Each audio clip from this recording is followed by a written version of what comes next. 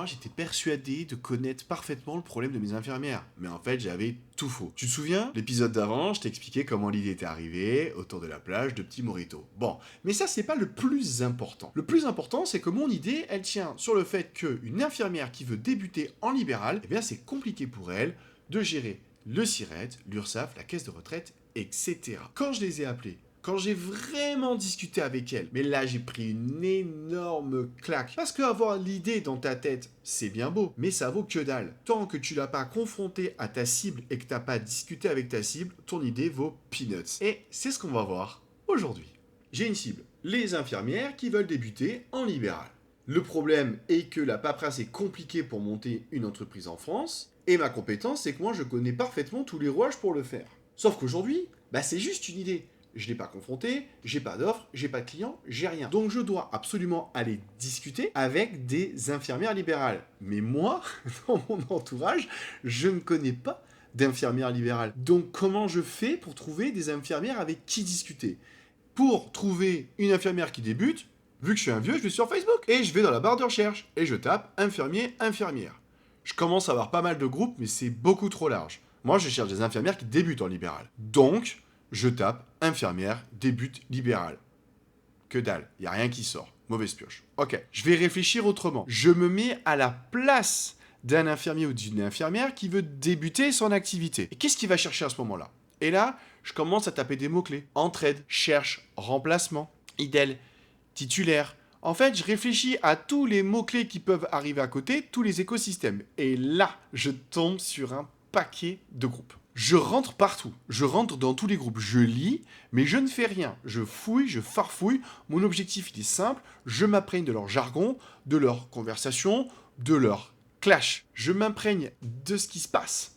Et je vois passer ma problématique. Je vois passer, ah tiens, comment on fait avec le SIRET? Là, je me dis, ok Matt, ton intuition est la bonne, parce qu'on parle de ça dans les groupes d'infirmières. Là, tu es dans le cœur de la meule. Mon intention est bonne, mais ça suffit pas. Il faut absolument que j'aille leur parler. Petit aparté, là, je te parle de Facebook, mais ça marche aussi sur les autres réseaux. L'objectif est simple pour toi. Mets-toi à la place de ta cible. Qu'est-ce qui se passe dans sa tête? Qu'est-ce qu'elle pourrait taper? Tape la même chose et tu vas forcément trouver des groupes, des infos. Je me suis bien imprégné dans les groupes. J'ai bien lu, j'ai bien leur jargon. Maintenant, ce qu'il faut que je fasse, c'est que je me fasse un petit peu connaître. Donc pour ce faire, je vais commenter les posts qui m'intéressent. Mais je vais pas commenter « Super, bravo pour ton installation ». Non, je vais venir commenter en donnant de la valeur. Je vais commenter pour montrer tout de suite que je sais de quoi je parle et que je peux être une personne ressource. En gros, je suis le mec qui connaît le sujet. Et ça marche. Ça marche même très bien, très rapidement. Tout de suite, les conversations prennent dans les commentaires. Et là, en fait, je fais une énorme connerie. C'est-à-dire que je réponds aux questions, on me repose des questions, je continue à répondre aux questions. En plus de ça, je reçois en parallèle des DM. Les gens, ils voient que je réponds aux questions, donc ils viennent me demander. Donc, je deviens d'un seul coup Google. Je passe ma journée à répondre aux questions. Sauf que moi, mais je peux pas être Google. Moi, ce que je veux, c'est discuter avec les gens. Donc, ce que je fais, c'est que je vais stopper tout ça et créer une technique en DM pour tout simplement reprendre le lead. Donc, pour reprendre le lead, je te donne la technique parce que je suis un mec sympa. On me pose une question, je réponds et tout de suite, je vais reposer une autre question. Ce qui va me permettre de reprendre le lead de la conversation. Je le reprends pour arrêter de faire le distributeur et pour emmener la personne à parler d'elle. Parce que moi, ce qui m'intéresse, c'est qu'elle parle d'elle. Plus elle va parler d'elle, plus je vais récupérer de la donnée. Ce que je veux, moi, c'est pouvoir l'emmener au téléphone pour discuter avec elle. Donc j'essaye d'emmener la personne au téléphone avec moi. Mais sauf que tout de suite, je me heurte à... Non, mais attends. Moi, je vais pas payer, hein. J'ai pas d'argent. Donc tout de suite, je vais désamorcer la situation. Aujourd'hui, j'ai rien à vendre. Donc j'ai rien à te vendre. La seule chose que je souhaite, c'est pouvoir discuter avec toi pour comprendre où sont tes problèmes et voir si moi, je suis en capacité de pouvoir t'aider. Si c'est le cas, je te donnerai quelques conseils et si ça va plus loin, je me permettrai de revenir vers toi ultérieurement pour te proposer quelque chose. Et ça, soyons d'accord, hein, c'est pas un mensonge, c'est la vérité. Moi, aujourd'hui, je n'ai pas d'offre, j'ai rien à vendre. Donc lorsque je suis au téléphone avec la personne, là, l'objectif, c'est simple. Je ne suis pas là pour vendre, je suis là pour comprendre, je suis là pour écouter. Donc, une règle très simple, je pose des questions et je ferme ma gueule. Il faut que je discute 10 à 20% du temps, pas plus. Le reste du temps, ça doit être consacré à la personne qui est avec moi et elle doit pouvoir se sentir en confiance et pouvoir aborder tous les sujets qu'elle souhaite. Et pour ça, il faut se taire. Et c'est là que je prends une claque monumentale. Parce que moi, je m'attendais à parler de paperasse, à parler de sirette, à parler d'URSSAF. Mais pas du tout. Voilà ce qu'elles me disent. J'en ai marre de l'hôpital. Je suis fatigué des horaires à rallonge. J'en ai marre de ne pas pouvoir voir grandir mes gamins. J'en ai plein le dos que les plannings soient changés du jour au lendemain. Et puis la peur. Mais combien je vais gagner si je me lance en libéral? Est-ce que je vais trouver des contrats facilement? Je vois que les charges augmentent. Est-ce que ça vaut encore le coup de faire du libéral aujourd'hui? J'ai envie de faire du libéral, mais je te promets, j'ai peur de me lancer avec tout ce que je lis sur les réseaux sociaux. Et là, je comprends en fait. Mon idée de départ, c'est finalement la partie visible de l'iceberg, la paperasse. Parce que c'est la partie finale. Mais avant ça, il se joue énormément de choses. Parce qu'en fait, ce qu'elles ont, c'est peur de se lancer. Elles savent qu'elles ne veulent plus faire le job dans les conditions dans lesquelles elles sont actuellement. Mais le fait de franchir le pas, mais ça leur fout la frousse. Elles ont peur de ça.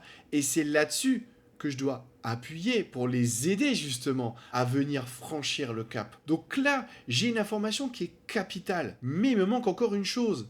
C'est est-ce que tu es prêt à payer pour être accompagné à franchir le cap?